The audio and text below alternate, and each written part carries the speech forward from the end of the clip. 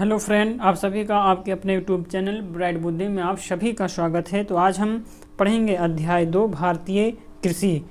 ये हम SCERT Bihar board भूगोल की बुक की एनालिसिस कर रहे हैं, जिसमें आज हम अध्याय इकाई 2 पढ़ेंगे भारतीय कृषि। इससे पहले हम इकाई 1 कंप्लीट कर चुके हैं। अगर आप नहीं देखे हैं तो प्लेलिस्ट में जाकर के शेष इकाई को देख सकते हैं। वीडियो अच्छा लगे तो लाइक कमेंट शेयर जरूर कीजिए अपने हित में दोस्तों के साथ। चलिए शुरू करते हैं।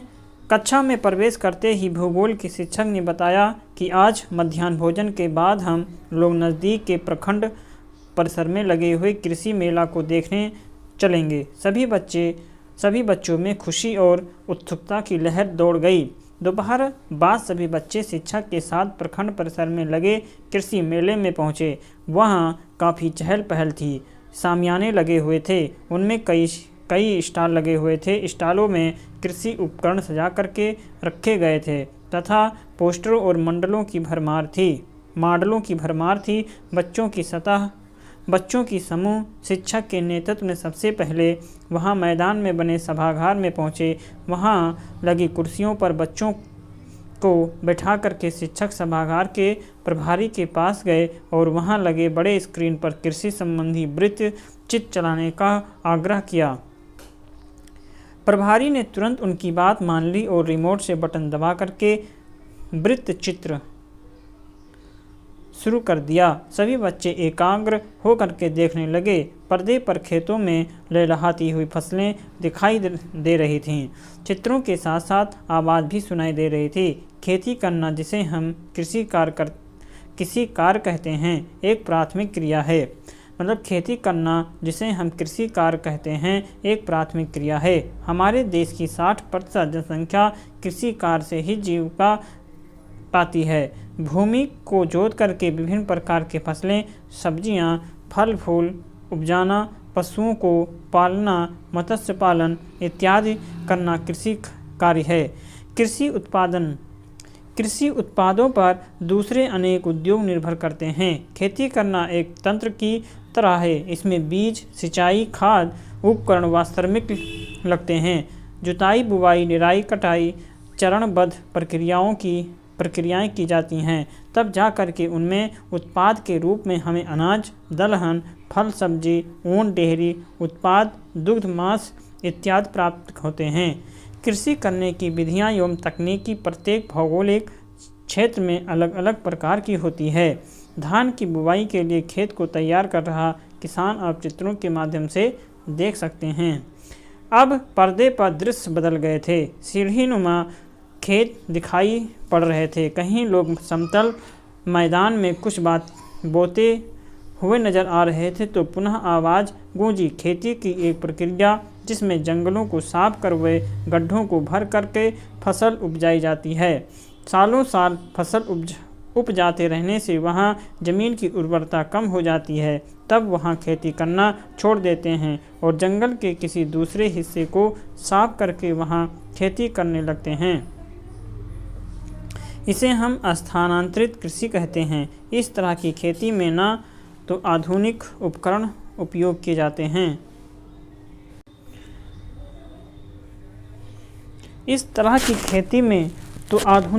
का उपयोग किए जाते हैं और ना ही खाद। इसमें पारंपरिक श्रम का या इसमें पारिवारिक श्रम का ज़्यादा उपयोग होता है और उपज भी अपेक्षाकृत कम प्राप्त होती है। इस तरह की कृषि को कर्तन एवं दहन कृषि के रूप में भी जाना जाता है। विश्व के अनेक भागों में झूम कृषि की जाती है, जिन्हें विभिन्न देशों में विभिन्न नामों से जाना जाता, जैसे वेनेजुला, कोंगो और मलेशिया और लटांग, मैक्सिको, मिल्पा, ब्राज़ील में रोका। अर्थात हम इसको विभिन्न देशों में विभिन्न नामों से जानते हैं। जैसे यहाँ पे देखा जाए, वेनेजुला में कोंगो, मलेशिया में लटांग और मैक्सिको में मिल्पा और ब्राज़ील में रोका के नाम से जानते हैं। मतलब विश्व के अनेक भागों में झूम कृषि होती है और उन्हें हम विभिन्न देशों में विभिन्न नामों से जाना जाता है। ये अक्सर एग्जाम में ज़रूर पूछा जाता है, तो आप इसे ज़रूर नोट कर लेंगे। जैसे कि वेनेजुला में हम कोन को, मलेशिया में लटांग कहते हैं और मैक्सिको में मिल्पा और ब्राज़ील में रोका कहा जाता है। स्थानांतरित कृषि को अलग अलग क्षेत्रों में अलग अलग नामों से जाना जाता, जैसे असम और उत्तर पूर्व के क्षेत्रों में झूम खेती, आंध्र प्रदेश में पोंडू, उड़ीसा में पामाडावी, केरल के क्षेत्रों में कुमारी, राजस्थान में वालरे, हिमालय क्षेत्र में खिल तथा झारखंड में कुरुल इत्यादि कहते हैं। इस तरह से की जाने वाली खेती में मुख्य रूप से चावल और मक्के की फसल उगाई जाती है। बिहार में इस प्रकार की खेती के प्रमाण नहीं मिलते हैं। बच्चे बड़ी उत्सुकता से देख और सुन रहे थे। इसी बीच किसानों का एक दल भी आकर के सभागार में बैठ गया था। वे भी वृत्तचित्र देखने लगे। पर्दे पर दृश्य बदल दिए थे। भीड़ भाड़ वाले ग्रामीण और शहरी क्षेत्र दिखाई दे रहे थे। लंबे बड़े मैदानों में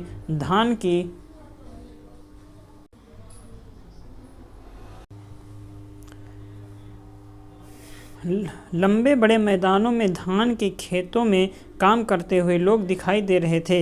इसी दृश्य के साथ आवाज़ गूंजी। भारत के उन क्षेत्रों में जहां भूमि पर जनसंख्या का दबाव अधिक होता है, वहाँ वहन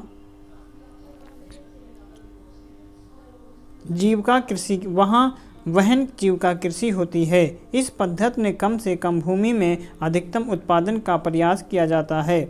इसके लिए श्रम, उर्वरक और उपकरणों का भरपूर उपयोग किया जाता है और एक वर्ष में एक ही खेत में अनेक फसलें उगाई जाती हैं। हम उसे गहन कृषि कहते हैं। अर्थात यहाँ पे क्या लिखा हुआ था, गहन जीविका कृषि की जाती है। तो गहन कृषि क्या है, एक वर्ष में एक ही खेत में अनेक फसलें उगाई जाती है, इसे हम गहन कृषि कहते हैं। बिहार में इसी प्रकार की खेती होती है। पर्दे पर बिहार का अब यहाँ देख सकते हैं गेहूं और धान चावल कहाँ पर उगाए जाते हैं। बिहार के नाम गूंजते ही बच्चों ने उल्लास में जोरदार तालियां बजाई। किसानों का दल भी प्रफुल्लित हो उठे। अब पर्दे पर आम, लीची, कपास, नारियल, चाय, कॉफ़ी, मसाले, रबर, केला, बांस आदि के दृश्य दिखाई दे रहे थे। पर्दे पर हरियाली छाई थी। आधुनिक कृषि उपकरणों के साथ लोग इन बागानों और खेत में कार्य करते दिखाई पड़ रहे थे। पर्दे पर आवाज़ गूंजी। आधुनिक कृषि उपकरणों और बड़े पूंजी निवेश से जब बड़े पैमाने पर फसलों का उत्पादन करते हैं, जिसकी बिक्री के लिए बड़ा बाजार उपलब्ध रहता है, इस प्रकार के कृषि वाणिज्यिक कृषि कहलाती है। उत्तरी बिहार में मखाना, केला और तंबाकू की खेती वाणिज्यिक कृषि के उपकरण हैं। बिहार का नाम आते ही बच्चों ने फिर जोरदार तालियां बजाई। बच्चों को भारतीय कृषि के बारे में जानकारी काफ़ी आनंद आ रहा था तथा उनको और अधिक जानने की उत्सुकता हो रही थी। अब पर्दे पर किसी महिला उद्घोषिका की आवाज़ सुनाई देने लगा। भारतवर्ष में ऋतुओं के अनुसार फसलें रोपी और काटी जाती हैं। यहाँ मुख्य रूप से 3 फसल ऋतुएं हैं, खरीफ, रबी और जायद की फसलें। खरीफ की फसलें मानसून आते ही या मानसून के आने के साथ ही अर्थात जून जुलाई में बोए जाने वाली और अक्टूबर नवंबर में काटी जाने वाली फसलें खरीफ फसलें कहलाती हैं। इसमें मुख्य रूप से धान, मक्का, गेहूं, मूंगफली इत्यादि उपजाई जाती हैं। रबी फसलें, ये फसलें अक्टूबर और नवंबर में बोई जाती हैं, मार्च अप्रैल में काट ली जाती हैं और इस दौरान उपजने वाली फसलों को तापमान एवं जल की आवश्यकता खरीफ की अपेक्षा कम होती है, लेकिन खुली धूप और नमी की आवश्यकता होती है। रबी फसलों में गेहूं, चना, मटर, मसूर, जौ इत्यादि फसलें आती हैं। अर्थात इसमें इम्पॉर्टेंस बात यह है कि जो खरीफ की फसलें होती हैं ये है जून जुलाई में बोई जाती हैं और अक्टूबर नवंबर में काट लिया जाता है। इसकी प्रमुख फसलें जैसे धान, मक्का, जूट, मूंगफली आती है। ऐसे रबी की फसलें अक्टूबर नवंबर में बोई जाती है और मार्च अप्रैल में काट लिया जाता है। इनकी जो प्रमुख फसलें हैं गेहूँ, चना, मटर, मसूर, जौ इत्यादि हैं। उद्घोषका ने आगे खरीफ व रबी के बीच अर्थात गर्मी के मौसम में जो फसलें बोई जाती हैं वे जायद कहलाती हैं। जायद फसलें कम समय। जायद की फसलें क्या है? उद्घोषका ने आगे कहा खरीफ व रबी के बीच अर्थात गर्मी के मौसम में जो फसलें बोई जाती हैं वो जायद की फसलें कहलाती हैं। तो जायद की फसलें कम समय में उपजने वाली फसलें हैं और इसमें मुख्यतः शीघ्र तैयार होने वाली फसलें उगाई जाती हैं जैसे तरबूज, ककड़ी, खीरा, सब्जियां इत्यादि। ये जायद की फसलें हैं। जनसंख्या की भोजन संबंधी आवश्यकताओं की पूर्ति के लिए विविध प्रकार की फसलें उगाई जाती हैं। यही फसलें कृषि आधारित उद्योगों के लिए कच्चे माल की आपूर्ति भी करती हैं। श्रम पर आधारित भारतीय कृषि में अब आधुनिक उपकरण का भी तेज़ी से उपयोग बढ़ गया है। हम सबको मिलाकर के भारतीय कृषि को उन्नति की ओर ले जाना है। जय जवान जय किसान इतना कह करके वृत्त चित्र समाप्त हो गया। वृत्त चित्र काफ़ी जानकारी पद रहा। शिक्षक महोदय ने किसानों के दल में सबसे बुजुर्ग सदस्य से आग्रह किया कि वे बच्चों को कृषि के बारे में कुछ और बताएं। बच्चे उस बुजुर्ग किसान के चारों ओर घेर कर बैठ गए। किसान दादा कहने लगे, देखो बच्चों, फसलों के विभिन्न उपयोग हैं। उपयोगिता के आधार पर फसलों को 5 भागों में बांटा गया है।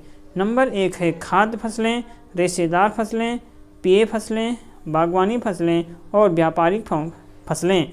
अर्थात इसको हम किसके आधार पे? हम उपयोगिता के आधार पर फसलों को 5 भागों में बांटते हैं। एक खाद्य फसल, रेशेदार फसल, पेय फसल, बागवानी फसल और व्यापारिक फसलें। खाद्य फसलें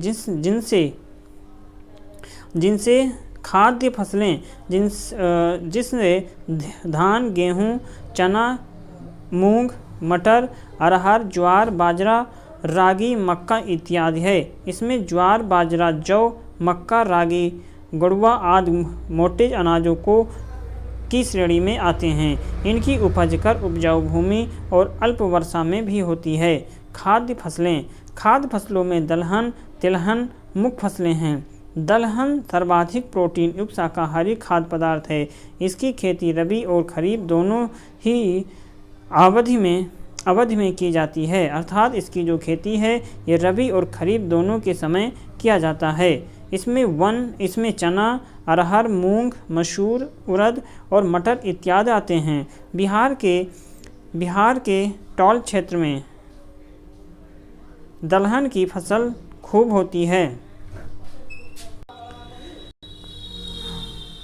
तिलहन की फसलें वैसी फसलें हैं जिनके बीज काम में लाए जाते हैं। छोटे बीज वाले सरसों, तिल, अलसी, सूरजमुखी हैं, जबकि बड़े बीज वाले सोयाबीन व नारियल हैं। इन बीजों से तेल निकाले जाते हैं।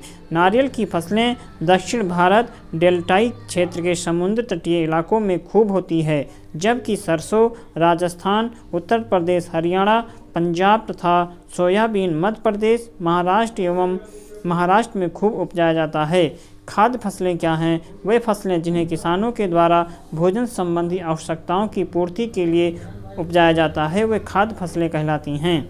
तो जैसे कि अब यहाँ पे अनाज उत्पादन की भौगोलिक दशाएं। अब तो यहाँ पे फसल है, औसत तापमान है, वर्षा की मात्रा है, उपयुक्त मिट्टी है। अब हम इसमें जानेंगे कि धान अथवा चावल के लिए औसत तापमान 25 डिग्री सेल्सियस से ऊपर होना चाहिए। वर्षा की मात्रा 75 से 100 सेंटीमीटर तक होना चाहिए। चिकनी एवं दोमट मिट्टी की आवश्यकता होगी। गेहूं के लिए 10 डिग्री से 15 डिग्री सेल्सियस तक तापमान होना चाहिए। 50 से 75 सेंटीमीटर तक की वर्षा की मात्रा और गेहूं है दोमट मिट्टी इसके लिए उपयुक्त होती है। ज्वार के लिए अधिकतम तापमान, कम वर्षा, लाल और पीली मिट्टी, दोमट व बलुई मिट्टी में इसका उत्पादन किया जाता है। बाजरा अधिक तापमान की ज़रूरत होती है, कम वर्षा इसको ज़रूरत है। ये बलुई मिट्टी में बाजरा उगाया जाता है। वैसे मक्का अगर देखा जाए 21 से 27 डिग्री सेल्सियस, इसमें वर्षा की मात्रा की ज़रूरत नहीं है, ये जलोढ़ मिट्टी में इसकी खेती की जाती है। रेशेदार फसलें, बच्चे बड़े ध्यान से उनकी बातें सुन रहे थे। उन्होंने अपनी बात आगे बढ़ाई। कपास और जूट की फसलें प्रमुख रेशेदार फसलें हैं। कपास के पौधों के लिए काली मिट्टी और 50 से 100 सेंटीमीटर वर्षा के साथ 210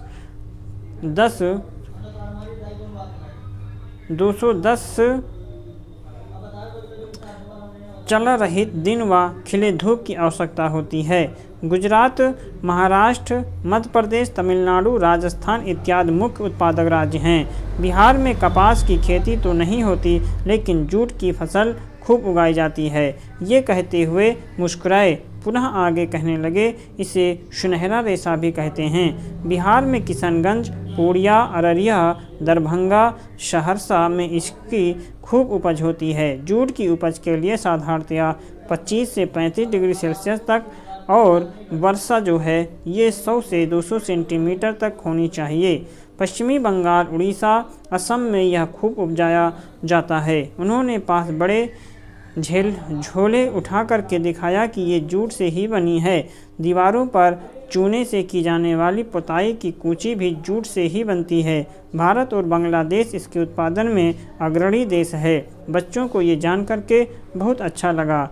पेयजल, किसान दादा ने कुछ सोचते हुए कहा, आप लोगों को कौन से पेय पसंद है? बच्चे एक साथ बोले, जैसे कि चाय, कॉफ़ी और कोक। किसान दादा बीच में बोले, ये सब पेय फसलों के उत्पाद हैं। चाय की फसल अपने देश में खूब होती है। चाय की झाड़ियाँ जीवाश्म युक्त गहरी मिट्टी और ढलवा क्षेत्र में उगाया जाता है। असम, पश्चिमी बंगाल, मेघालय, त्रिपुरा, तमिलनाडु, केरल, हिमाचल प्रदेश में चाय की फसलें होती हैं। बिहार के किशनगंज और पूर्णिया जिले में भी चाय की फसल होती है। चाय और कॉफ़ी बेचने वाली कंपनियों के नाम आप बता सकते हैं। भारत विश्व में चाय का अग्रणी निर्यातक देश है। दूसरी पेय फसल कॉफ़ी हैं। दूसरे पेय फसल कॉफ़ी है, अर्थात दूसरा जो फसल है वो कॉफ़ी है। पहला जो था चाय, दूसरे नंबर पे कॉफ़ी आता है। तो भारतीय कॉफ़ी को मधुर कॉफ़ी भी कहा जाता है। ये कर्नाटक, तमिलनाडु, केरल में पैदा किया जाता है। अर्थात कॉफ़ी की पैदावार कर्नाटक में, तमिलनाडु और केरल में किया जाता। भारतीय कॉफ़ी अपनी गुणवत्ता के कारण काफ़ी लोकप्रिय है। अच्छा बच्चों, आप फल सब्जियां तो खाते होंगे। आपको पता है कि फल सब्जी बागवानी फसलों के उत्पाद हैं। बागवानी फसलें केला, आम, लीची, सब्जियां, फूलों आदि की घरेलू खपत खूब है। फूलों की खेती पूर्व त्योहारों, शादी ब्याह और औषधियों की आपूर्ति करने में महत्वपूर्ण भूमिका निभाती हैं। सब्जियों की मांग प्रतिदिन होती है, इसीलिए साग सब्जियों की खेती को ट्रक फार्मिंग भी कहा जाता है।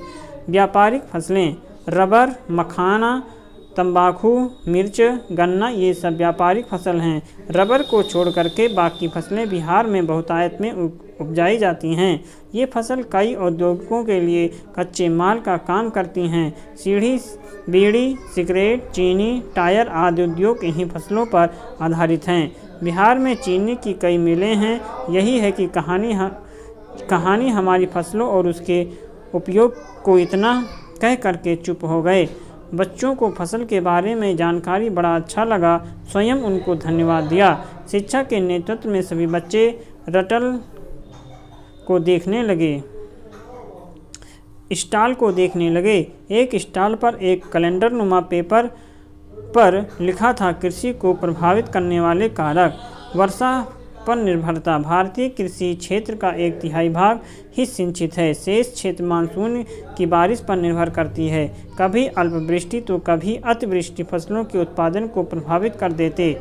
भारत व बिहार सरकार अधिक से अधिक भूमि की सिंचाई के अंतर्गत लाने का प्रयास कर रहे हैं। खेतों के छोटे आकार, भारत में छोटे और सीमांत किसानों की संख्या अधिक है। जमीन के पारिवारिक बंटवारे के कारण खेत का छोटा होता जा रहा है। चकबंदी के अभाव से ये भूजोत बिखरे हैं। छोटे भूजोत आर्थिक दृष्टि से अलाभकारी होता है। भूमि का असमान वितरण। भूमि का असमान वितरण में भी भारतीय कृषि प्रभावित है। अंग्रेजी शासन के दौरान भू राजस्व वसूली के लिए लागू की गई जमींदारी प्रथा ने किसानों का शोषण किया। स्वतंत्रता के बाद भू सुधारों की प्रक्रिया शुरू तो हुई, लेकिन इसमें गति लाने की आवश्यकता है। कहीं कहीं किसानों के पास बड़ी संख्या में जोत है तो अधिकतर जोतहीन हैं। कृषि ऋण। छोटे किसान बीज, खाद, कीटनाशक, श्रमिक आदि के लिए महाजनों या अन्य संस्थाओं से कर्ज लेते हैं।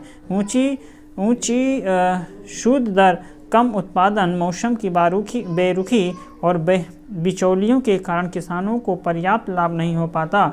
ऐसी स्थिति में वे ऋण नहीं लौटा पाते हैं। ये इनके कृषि उत्पादन क्षमता को प्रभावित करती है। कृषि विपणन।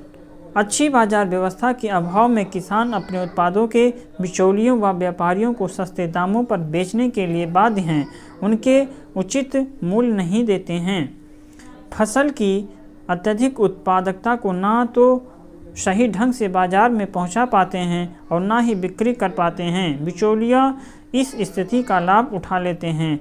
परंपरागत कृषि। भारतीय किसान हल, बैल, कुदाल और खेती, खुरपी, हंसुआ इत्यादि परंपरागत औजारों से खेती करते हैं। फसल की कटाई, रोपाई मानव श्रम पर आधारित है। फसल के एक भाग को ही बीज के रूप में प्रयोग करती है। उन्नत किस्म के बीजों का प्रचलन कम है। सभी भी बच्चों ने इसे पढ़ा, कुछ ने अपनी कॉपियों में नोट भी किया। तभी शिक्षक महोदय ने एक व्यक्ति से सभी बच्चों को परिचित करते हुए कहा कि आप प्रखंड कृषि पदाधिकारी हैं। अगर आप में से किसी को कृषि के बारे में कुछ पूछना है तो पूछ लीजिए। एक बच्चे ने प्रश्न किया कि बिहार प्रांत के कृषि की प्रमुख विशेषताएं क्या हैं। प्रखंड कृषि पदाधिकारी ने कहना शुरू किया कि बिहार की कृषि की मुख्य विशेषताएं इस प्रकार हैं। बिहार प्रांत की कृषि मानसून पर आधारित है। वर्षा पर निर्भर होने के कारण फसलों के उत्पादन में अनिश्चितता बनी रहती है। पर्याप्त वर्षा से अच्छी फसल होती है, जबकि अल्प वृष्टि से फसलों का नुकसान होता है। इस तरह यहाँ की फसलें प्राकृतिक वर्षा पर निर्भर करती है। खेती करने के तरीके पुराने हैं। हल, बैल, कुदाल, खुरपी ही प्रमुख उपकरण है। खेती श्रम पर अधिक आश्रित है। परंपरागत कृषि यहाँ की विशेषता है। छुपी हुई बेरोजगारी हमारी कृषि की खास विशेषता है। यहाँ परिवार के अधिकांश सदस्य फसल बुआई कटाई के दौरान कृषि कार्यों में लगे रहते हैं। ऐसे में उन्हें स्वयं के लिए रोजगार में लगा होना समझ में आता है, जबकि वे वस्तुतः रोजगार के अभाव में ही इन कार्यों में संलग्न होते हैं। राज्य में कृषि जीवन निर्वाहन के लिए किया जाता है। जनसंख्या का अत्यधिक बोझ, रोजगार के संसाधनों के अभाव में कृषि ही अर्थ प्राप्ति का स्रोत होता है। यहाँ कृषि के स्वरूप व्यावसायिक नहीं हो पाया है, लेकिन वर्तमान में बिहार में कृषि के क्षेत्र में ट्रैक्टर, ट्रॉलीज और बीड वीवर आदि का प्रयोग बढ़ा है। यहाँ की कृषि सांस्कृतिक जीवन को प्रभावित करने वाला है। फसलों की बुवाई और कटाई से जुड़े पर्व त्योहार मनाए जाते हैं। खेती करने के दौरान लोकगीतों के गायन, फसल भंडारण पर विभिन्न पर्वों का आयोजन, कृषि यंत्रों का पूजन, कृषि कार्यों से जुड़े गीत, पहेलियाँ, कहावत आदि जीवन को झंझकृत भी करती हैं और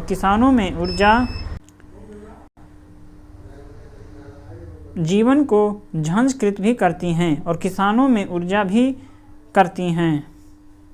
यहाँ तक कि पशुओं पर भी प्रभाव डालती हैं। ये मांगलिक कार्य समाज और जीवन को प्रभावित करते हैं। इनसे बाजार प्रभावित होता है। बच्चों कि उनकी संवाद अदायगी बड़ी अच्छी लगी। शिक्षक ने उन्हें धन्यवाद दिया और बच्चों को निर्देश दिया कि वे शीघ्र सभी स्टॉलों को देख लें। बच्चे आगे बढ़े और कुछ एक स्टॉलों पर कृषि के वैज्ञानिक उपकरण थे। कहीं फसल काटने की मशीन थी तो कहीं फसल से भूसा अलग करने वाला यंत्र। एक स्टॉल पर एक कृषि विशेषज्ञ किसान से संवाद स्थापित करते हुए कह रहे थे कि 1960 के दशक में कृषि के क्षेत्र में व्यापक बदलाव आए। इन्हीं बदलाव के कारण इसे हरित क्रांति का नाम दिया गया। इसके अतिरिक्त परंपरागत कृषि के बदले वैज्ञानिक उपकरणों, संकर बीजों, कीटनाशकों एवं सिंचाई के विभिन्न उन्नत तकनीकों का प्रयोग शुरू हुआ। एक ही फसल के साथ दूसरे फसलों को लगाना अंतर कृषि कहलाता है। गेहूं के साथ सरसों की फसल बोना, आलू के साथ बावली, मूली, सरसों उपजाने से पैदावार में बढ़ोतरी हुई। भारत में पंजाब, हरियाणा, पश्चिमी उत्तर प्रदेश के किसानों ने सबसे पहले वैज्ञानिक कृषि उपकरणों का उपयोग शुरू किया। यहाँ के किसानों ने खेती की जुताई और फसल ढुलाई के ट्रैक्टरों का प्रयोग शुरू किया। फसल काटने के लिए मशीन का प्रयोग होने लगा। सिंचाई के लिए डैम बनाकर नहरों का जल बिछाया गया, जिससे मानसून पर निर्भरता कम हुई। राजस्थान जैसे प्रदेशों में भी इंदिरा गांधी नहर बना करके धान की फसल उगाई जाने लगी। प्राकृतिक आपदाओं से रक्षा के लिए फसलों की बीमा का प्रावधान और कम ब्याज पर बैंक से या स्वयं सहायता समूहों के माध्यम से ऋण उपलब्ध कराया गया। ग्रामीण बैंक, सहकारी समितियों, पैक्सों का गठन, किसान क्रेडिट कार्ड की सुविधा से किसानों को वित्तीय मदद उपलब्ध कराई और बिस्कोमान के द्वारा खाद और बीज उपलब्ध कराने और सरकारी भूमि विकास बैंक की स्थापना से बिहार में कृषि कार्यों में बढ़ोतरी हुई। आकाशवाणी, दूरदर्शन पर किसानों के कृषि संबंधी नई जानकारियां उपलब्ध कराई गई। अब अपने प्रांत में श्री विधि तकनीकी से धान उपजने की प्रक्रिया पर जोर दिया गया। अब तो कम लागत में बेहतर उत्पादन करने वालों को किसान श्री पुरस्कार भी दिए गए। केंचुओं का पालन कर खाद तैयार किया जाता है। श्री विधि तकनीकी, यह तकनीकी उत्तम बीज चयन की प्रक्रिया है। इसके लिए सबसे पहले बड़े ड्रम जैसे कि बर्तन में पानी डालकर उसमें नमक डाला जाता ताकि पानी का घनत्व बढ़ जाए। इस पानी में धान के बीज डाल दिए जाते हैं। अच्छे बीज पानी की तली में बैठ जाते हैं। ऐसे ही बीजों को निकाल करके सुखा लिया जाता है। इन बीजों को खेती में छींटकर पौधे तैयार किए जाते हैं। इन पौधों को उखाड़ कर पुनः एक पौधा अलग अलग रोपा जाता है और इन पौधों को कम पानी व कम उर्वरक की आवश्यकता होती है। जैविक खादों के उपयोग। जैविक खाद क्या होते हैं? जीवों के अवशेष, खरपतवार, गोबर, पत्तियों, छिलकों को सड़ा करके बनाया जाता है, वही जैविक खाद कहलाता है। जैविक खादों के उपयोग पर भी बल दिया गया। अब तो किसानों के लिए सामुदायिक रेडियो स्टेशन भी खोले गए हैं, जहां से किसानों के लिए विशेष प्रसारण या उनके प्रश्नों का हल किया जाता है। प्रखंडों ने कृषि सलाहकार भी किसानों को सलाह देते हैं। मिट्टी जांच के लिए सभी प्रखंडों में प्रयोगशालाएं स्थापित की गईं ताकि मिट्टी की उर्वरता की जांच कर आवश्यकता अनुसार उपाय किए जा सकें। ATMA एक बीजेगित जैसी संस्थाएं कृषि के क्षेत्र में किसानों की मददगार सरकारी एजेंसियां हैं।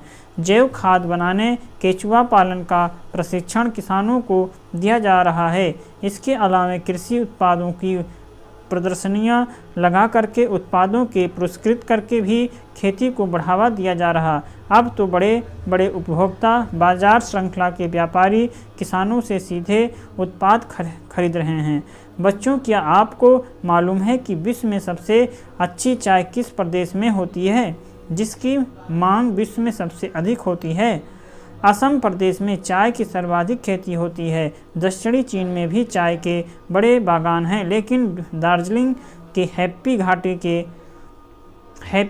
के चाय की विश्व में सर्वाधिक मांग है। उत्तर पूर्व भारत का चाय प्रदेश असम घाटी प्रदेश। असम घाटी जो ब्रह्मपुत्र नदी की घाटी में स्थित एक निम्न भूमि है, जो चीन के बाद विश्व का दूसरा सबसे बड़ा चाय उत्पादक प्रदेश है। भारत के अन्य चाय उत्पादक क्षेत्रों के विपरीत, जहां चाय उत्पादन पर्वतीय ढालों पर किया जाता है, अलग से में चाय उत्पादन नदी घाटी में अपेक्षाकृत कम ऊंचाई पर किया जाता है। चाय बागान में काम करने वाले अधिकांश स्थानीय कछारी लोग होते हैं। चाय उत्पादन के लिए लगभग सभी भौगोलिक परिस्थितियां यहां पाई जाती हैं। यहां का औसत तापमान लगभग 25 से 30 डिग्री सेल्सियस व वर्षा 150 सेंटीमीटर से अधिक होती है, जो यहां पर उष्णकटिबंधीय जलवायु को जन्म देती है।